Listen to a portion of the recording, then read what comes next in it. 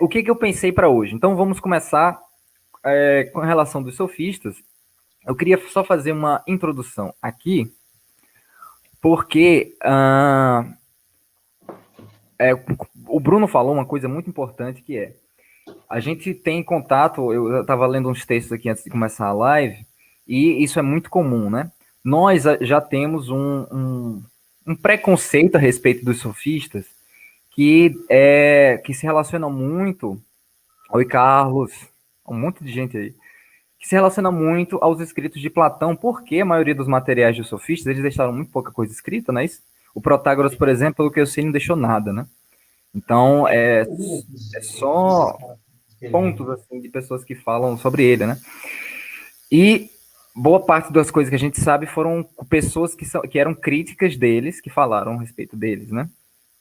Aí é aquela coisa, né? Você vai selecionar aquilo que vai te favorecer.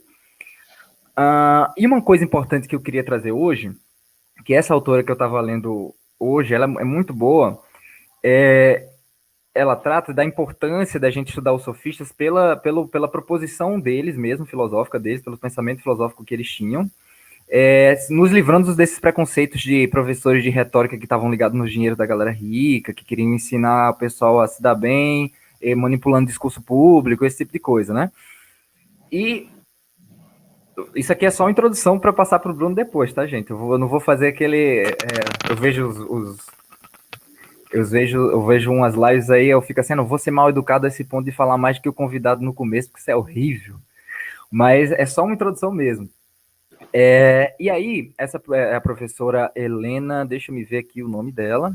Depois eu posso até colocar o texto dela aqui, porque é um texto muito interessante que trata justamente da influência sofística e platônica e aristotélica na linguística. Professora Helena Martins. E ela fala que, se a gente considerar os sofistas pelas suas próprias ideias, né, pelas suas próprias posições filosóficas, a gente pode encontrar muitas coisas interessantes a respeito deles que foram influentes dentro da nossa ciência moderna. E por que eu estou falando isso? Porque a gente vai começar o nosso curso do Soci, provavelmente esse ano ainda, se tudo der certo, se já quiser.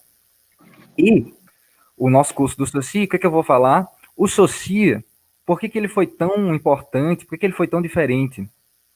Aí o Bruno vai saber falar muito bem sobre isso, porque tem muita interface, né, do lance do Sim, signo, né, com a psicanálise. Mas sim, sim.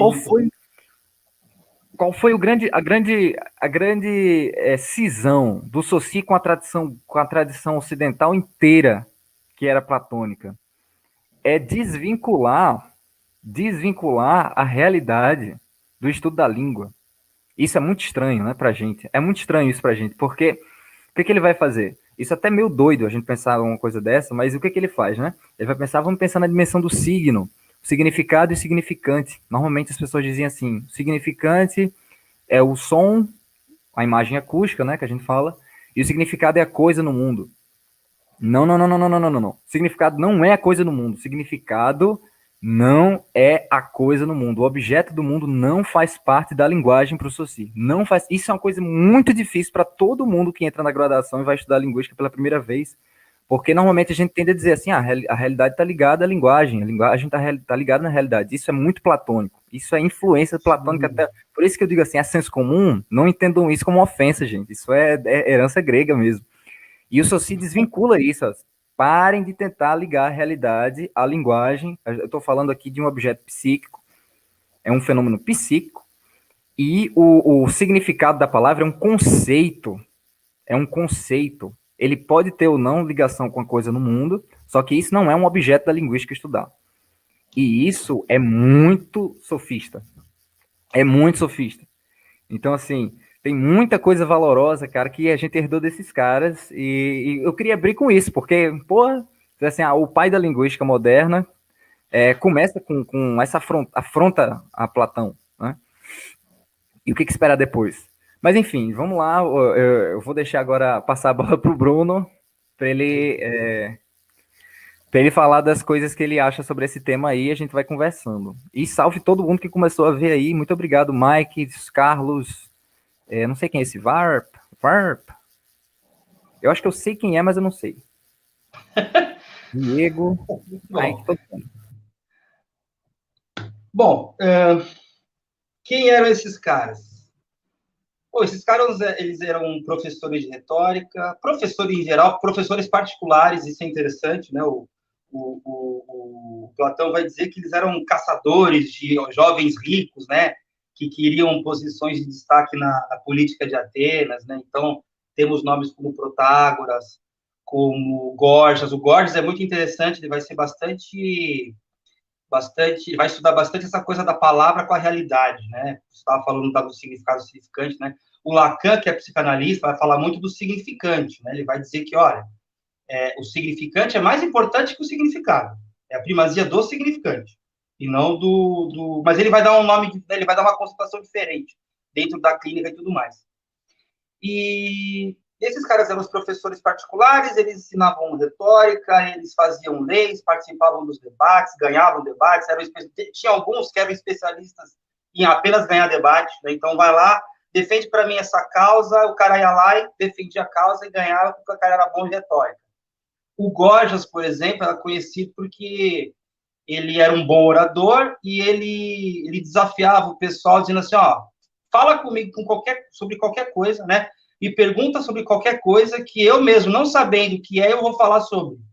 Né? Então, é muito legal a relação com a linguagem que esses caras tinham, né?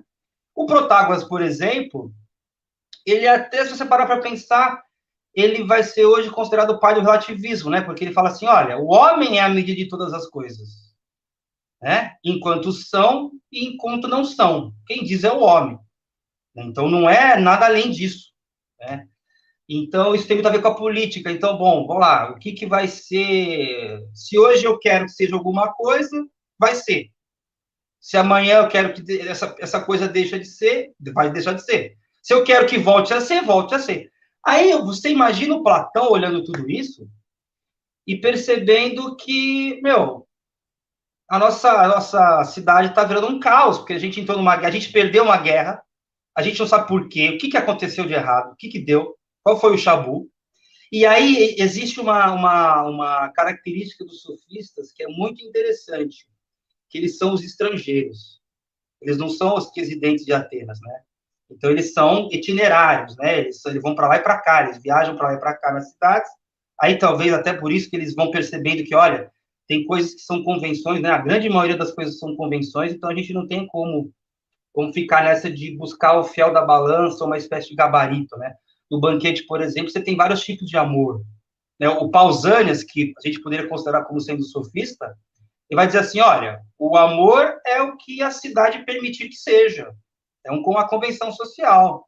E vai ter amor bom quando der frutos bons, e vai ter o amor ruim quando der frutos ruins, né? E, e o Platão, até no diálogo sofista, né, é o sofista ou do ser.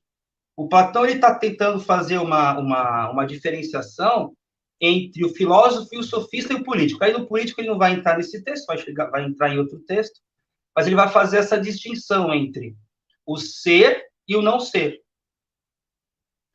E ele vai dizer uma coisa muito legal aqui, né?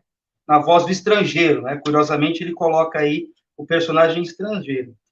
Ele fala assim, ó, o sofista foge para as trevas do não ser, tateando o seu caminho por ele com base na prática, sendo difícil vê-lo devido à escuridão do lugar, né? Então, ele vai falar tudo aquilo, vai criticar de forma bastante moral, aquela coisa toda do não ser, não sei o quê, né? Do não ser, dos jovens ricos, dos refutadores, aqueles caras bem complicados de você conseguir vencer no debate. Mas eu vou falar assim, ó, eles são bons no debate porque eles se refugiam no não ser. Isso é muito interessante, muito peculiar à psicanálise, porque o Lacan, estudando esses caras, ele foi bastante, né, um leitor bastante voraz de Platão, né? Vai falar do Parmênides, do aquela coisa toda, e ele vai dizer assim, olha, isso que o Platão está tentando fazer é encontrar a realidade, uma realidade que independa das pessoas.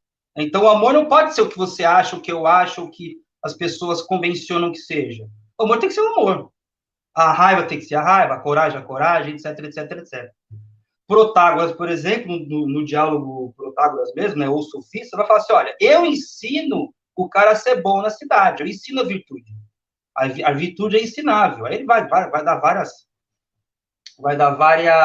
várias definições ali, vários pontos de vista muito legais sobre esse assunto e como ele vai tentar, né, provar para Sócrates, né, que, olha, Sócrates, é ensinável, né? Se você está negando isso, você está negando a realidade, o mundo que você vive, porque é ensinável. É interessante, é muito legal analisar o perfil do Sócrates, né, no caso do Platão, né, porque você vê o cara ali falando, não, mas tem que ter alguma coisa que não dependa da gente e tal, né?